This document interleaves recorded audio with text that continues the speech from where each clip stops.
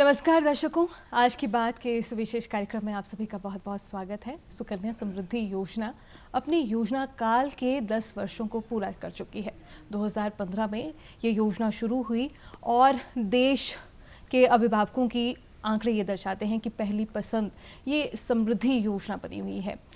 हमने भी जब इस दिशा में जानकारी जुटानी चाहिए तो हमें समझ आया कि जेपीयू शिमला जो है उसके प्रयास इस दिशा में सराहनीय है, और चूंकि इस दिशा में इसके प्रयास सबसे ज़्यादा सराहनीय हैं तो हमें ज़रूर यकायक ये भी विचार आया कि डाक विभाग में जो योजनाएं चलाई जा रही है, केंद्र सरकार द्वारा प्रायोजित जो योजनाएं हैं, क्यों ना उनकी जानकारी आप तक पहुंचाई जाए। इसी दिशा में आज हमने ये विशेष कोशिश की है। उम्मीद है कि आप इस कोशिश का ज़रूर लाभ उठाएंगे और विशेषज्ञों की मौजूदगी में जो ये कोशिश है उसे सुनिश्चित करना चाहेंगे। विशेषज्ञों के तौर पर हमारे साथ अभिषेक चौहान हैं और अभिषेक चौहान के साथ हमारे पवन जो है वो भी शामिल है। दोनों का तारुफ इस कदर है कि अभिषेक जो है डाक सहायक जेपीयू शिमला में कार्यरत है और पवन कुमार पत्रवाहक है। आप दोनों का स्टूडियोज में बहुत बहुत स्वागत है। धन्यवाद जी।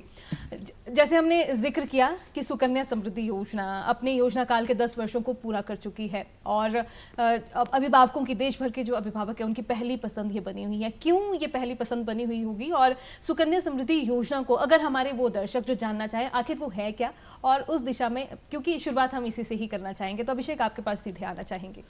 सबसे पहले मैं धन्यवाद करना चाहूँगा डीडी न्यूज़ का कि जिसने हमारी डिपार्टमेंट की तरफ से हमें अलाउ करा कि हम जितनी भी हमारी स्कीम जो पोस्ट ऑफिस की हैं हम लोगों को अवेयर कर सकें, और ये काफ़ी अच्छा एक माध्यम भी है, तो सबसे पहले धन्यवाद करूँगा।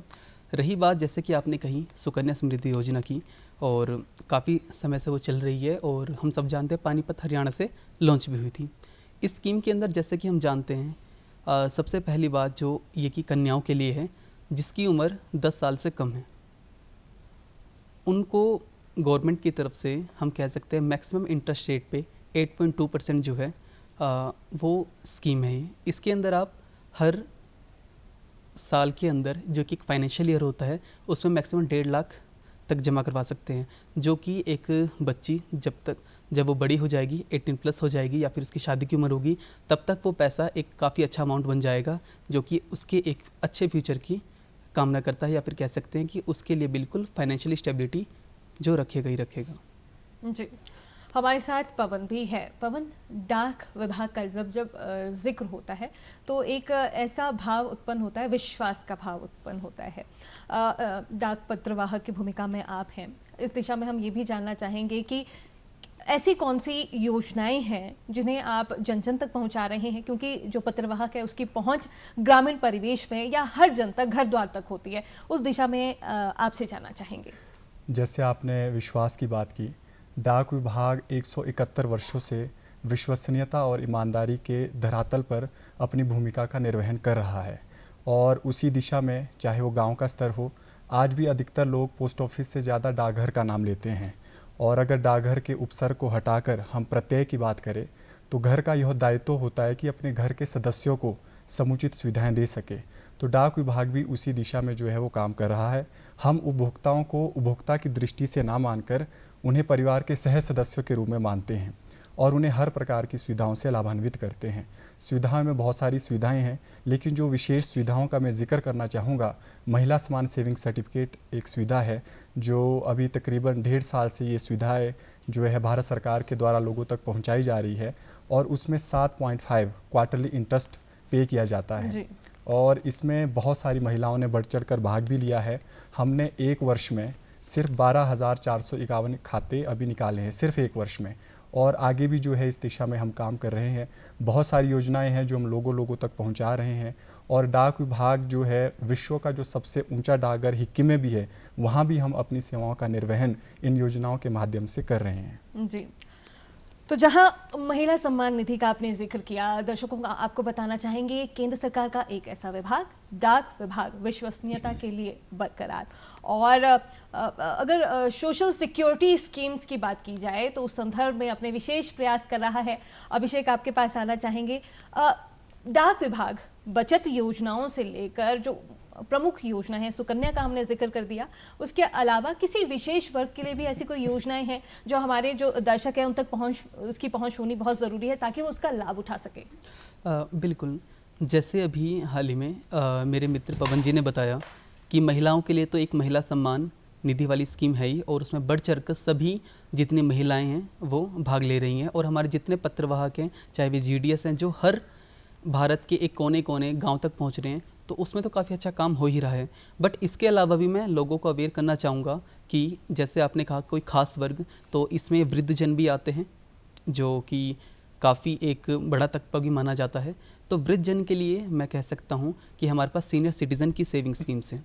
इसके अंदर जो भी व्यक्ति 60+ है, और इसके अलग कुछ क्राइटेरियाज भी हैं। अगर कोई पहले प्री रिटायरमेंट ले लेता है या फिर डिफेंस पर्सनल के लिए कुछ अलग क्राइटेरिया है, बट इस स्कीम के अंदर हम कह सकते हैं सुकन्या समृद्धि योजना जिसमें हम मैक्सिमम इंटरेस्ट देते हैं, उसी के इक्वलेंट 8.2% इंटरेस्ट रेट हमारा सीनियर सिटीज़न में भी है। अच्छा, बराबर। तो ये वर्ग भी हम कह सकते हैं कि भारत सरकार ने बिल्कुल इसके ऊपर ध्यान दिया है। जी, योजनाओं का जिक्र हो रहा है, लगातार योजनाओं का हम अन्य योजनाओं को भी जिक्र करेंगे।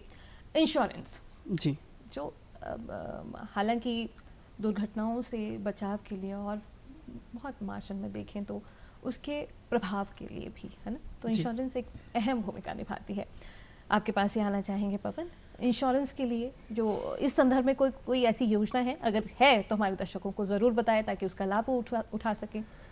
जहाँ तक इंश्योरेंस का विषय है, हम भी जब छोटे होते थे तो सिर्फ इंश्योरेंस के नाम पर हमने एक ही इंश्योरेंस सुनी थी, वो थी LIC। बिल्कुल। और इसके अलावा कोई भी इंश्योरेंस हमने कभी सुनी नहीं थी। हम भी जब डाक विभाग में आए तो विभिन्न प्रकार के इंश्योरेंस से हम अवगत हुए। आजकल तो हर बैंक में कोई ना कोई इंश्योरेंस चली रहती है, लेकिन डाक विभाग के द्वारा 1 फरवरी 1884 को पोस्टल लाइफ इंश्योरेंस योजना लागू की गई थी। और पोस्टल लाइफ इंश्योरेंस के बारे में मैं कहना चाहूँगा, इंश्योरेंस का मतलब होता है जोखिमों का निर्वहन करना, चाहे वो आपकी जान माल की हो, चाहे आपकी जीवन की हो। आपके पास कोई ना कोई इंश्योरेंस होनी चाहिए। अगर हम एक छोटा सा फ़ोन भी लेते हैं, अगर उसकी कॉस्ट 80,000 रुपीज़ भी है तो उसकी भी हम इंश्योरेंस करते हैं। तो मैं मानता हूँ कि इंसान की जो वैल्यू है, इंसान की जो महत्वता है, उनसे कहीं ज़्यादा है। और डाक विभाग के द्वारा जो इंश्योरेंस चलाई जाती है वो पोस्टल लाइफ इंश्योरेंस है, जिसके अंतर्गत 6 प्रकार की इंश्योरेंस आती है। उसमें सुविधा है, वो लाइफ इंश्योरेंस है, एंटिसिपेटेड कन्वर्टन वो लाइफ इंश्योरेंस है, और चाइल्ड पॉलिसी है, सुमंगल है। इसमें जो सबसे अच्छी योजना आज मैं दर्शकों को बताना चाहूँगा वो पोस्टल लाइफ इंश्योरेंस है। और बहुत सारे लोगों की ये धारणा होती है कि इंश्योरेंस में इंटरेस्ट रेट कितना मिलेगा। इंश्योरेंस में कभी इंटरेस्ट रेट नहीं मिलता है, इंश्योरेंस में दिया जाता है बोनस। और डाक विभाग में 1,000 के ऊपर 52 रुपये बोनस दिया जाता है, और 1 लाख के ऊपर 5200 रुपये बोनस दिया जाता है। तो मुझे गर्व ये कहते हुए भी हो रहा है कि भारतीय डाक विभाग मात्र एक ऐसा विभाग पूरे भारतवर्ष में है जिसमें सबसे ज़्यादा बोनस रेट दिया जाता है। और साथ ही साथ में इसमें बहुत सारी सुविधाएं भी हैं। 19 साल से लेकर 55 साल तक के लोग इसे खोल सकते हैं, और इसमें लोन की सुविधाएं भी है, सरेंडर की सुविधा भी है। अभी आपको याद होगा कि बहुत सालों पहले एक घटना जो है समरेल में घटी थी, बहुत ट्रेजरी वहाँ पर हुई थी, और बहुत सारे लोग ऐसे थे जिनकी हमारे पास पोस्टल लाइफ इंश्योरेंस जो है वो निकाली गई थी। उन्होंने सिर्फ 1 महीने का प्रीमियम उसमें डिपॉजिट किया था, और वो इंश्योरेंस थी 50 लाख की, और उन्हें पूरा 50 लाख रुपए उसमें मिला है। तो इसमें आपका रिस्क कवर भी होता है, और भगवान ना करे कुछ हो जाए तब भी आपको पैसा मिलता ही मिलता है। लेकिन अगर इसकी मैच्योरिटी भी होती है तब भी इसमें जो है आपको मैच्योरिटी में पूरा अमाउंट मिलता है।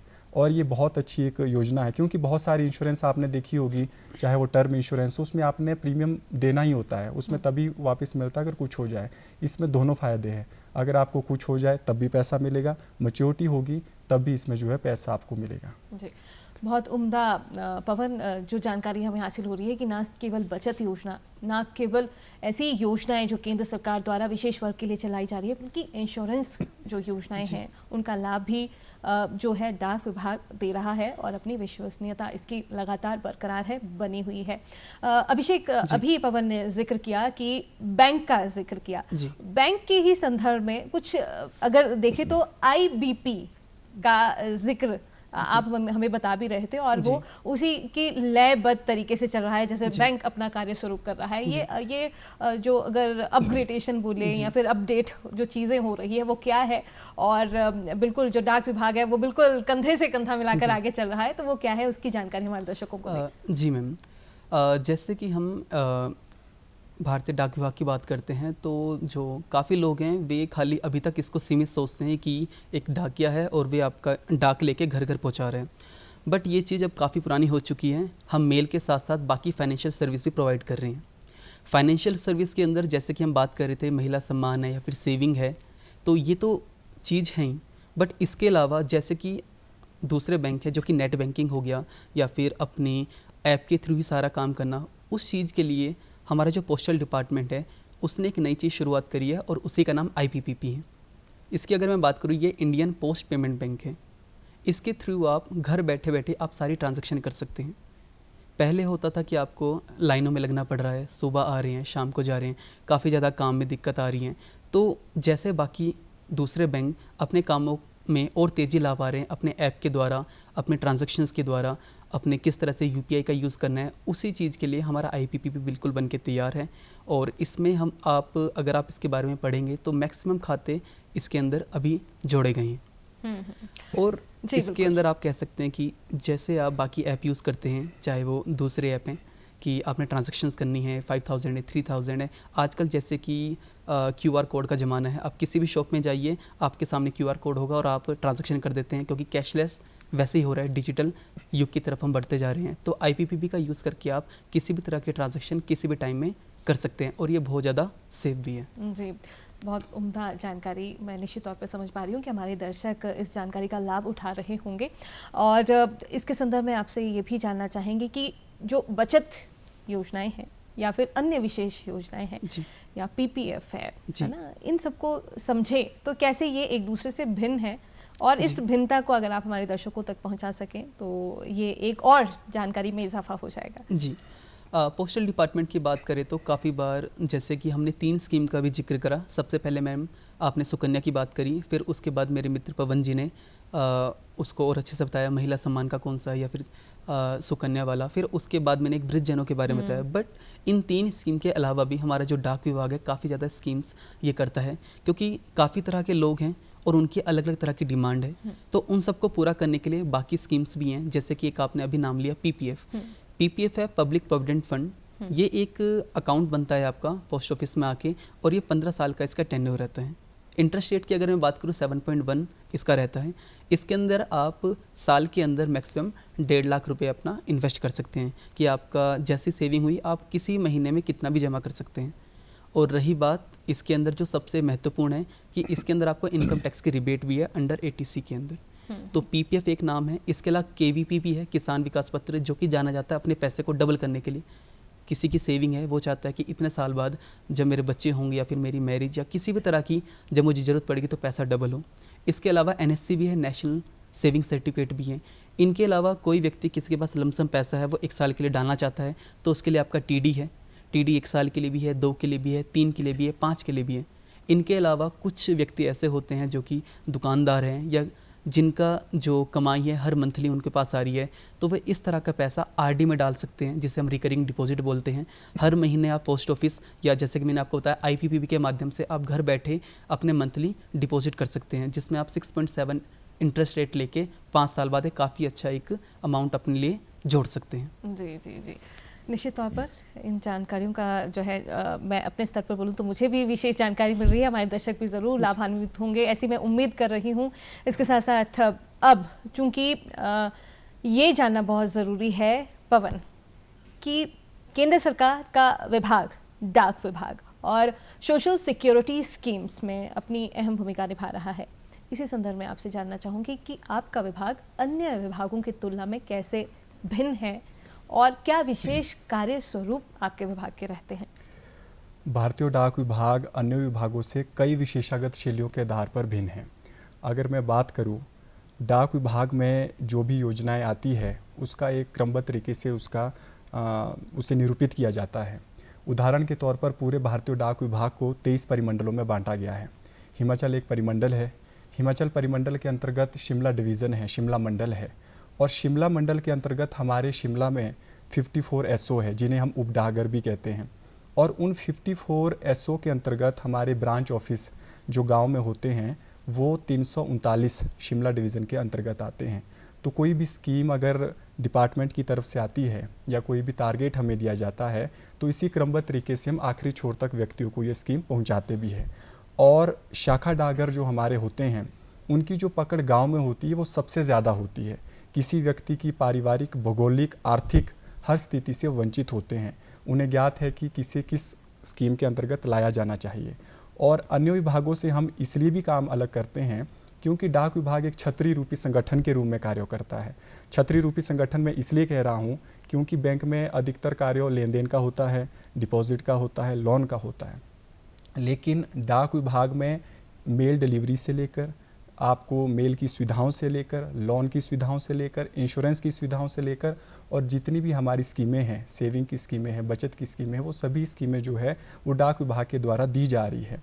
और एक विशेष बात मैं कहना चाहूँगा, जैसे आपने कंधे से कंधा मिलाकर बात की तो मुझे एक बात याद आई कि हिमाचल परिमंडल एकमात्र ऐसा परिमंडल है, क्योंकि हम हिमाचल प्रदेश की राजधानी शिमला में बैठे हुए हैं, तो मैं कहना चाहूँगा कि हिमाचल प्रदेश परिमंडल एक ऐसा मात्र परिमंडल है जो पूरे भारतीय डाक विभाग का नेतृत्व कर 26 जनवरी की परेड में हिस्सा लेता है। और जेके राइफल है, चाहे कोई भी प्लाटून है, उनके साथ कंधे से कंधा मिलाकर और कदम से कदम मिलाकर भाग लेता है। और ये काम सिर्फ डाक विभाग ही करता है। और दूसरी विशेष बात यह है, मैंने कहा कि हम अपने उपभोक्ताओं को परिवार के सह सदस्यों के रूप में मानते हैं। इस बात का उदाहरण और इस बात की पुष्टि मैं इस माध्यम से भी करना चाहूँगा। जब कोरोना काल भारत में आया, भारत में नहीं पूरे विश्व में आया, तो अधिकतर विभाग ऐसे थे जिन पर बंदिशें थी, चाहे वो उनके कार्यालयों के खोलने के समय को लेकर हो या किसी भी प्रकार की बंदिशें हो। लेकिन डाक विभाग एक ऐसा विभाग रहा जिसने लेन देन की सुविधा तो लोगों को दी ही दी, लेकिन दूर दराज के क्षेत्र में, हमारे जो दूर दराज के क्षेत्र है, कई नदियों से जाना पड़ता है, कई जंगलों के रास्ते से जाना पड़ता है, तो अंतिम छोर के व्यक्ति तक भी हमने जो है वो दवाइयाँ पहुँचाई है। अगर वो दवाइयाँ उन लोगों तक ना पहुँचती तो उनके जीवन पर संकट भी आ सकता था। तो ये काम भी डाक विभाग ने किया है। और मैं नहीं मानता कि पूरे भारतवर्ष में ऐसा कोई विभाग होगा जो इतनी सारी सुविधाएं जो है वो लोगों को दे पा रहा होगा। और मैं बहुत गर्वान्वित होकर ये बात कह रहा हूँ कि मुझे बहुत खुशी है कि हम छतरी रूपी संगठन के नीचे हर प्रकार की सुविधाएं जो है वो लोगों तक पहुँचा रहे हैं। और जो गाँव में हमारे ग्रामीण डाक से वो काम करते हैं वो हमारी रीढ़ की हड्डी है। जैसे इन्होंने अभी इंडियन पोस्टल पेमेंट बैंक का जिक्र किया, तो पूरे भारतवर्ष में हमारे 1,64,972 पोस्ट ऑफिसेज हैं, लेकिन हमारे हिमाचल में 470 पोस्ट ऑफिस है।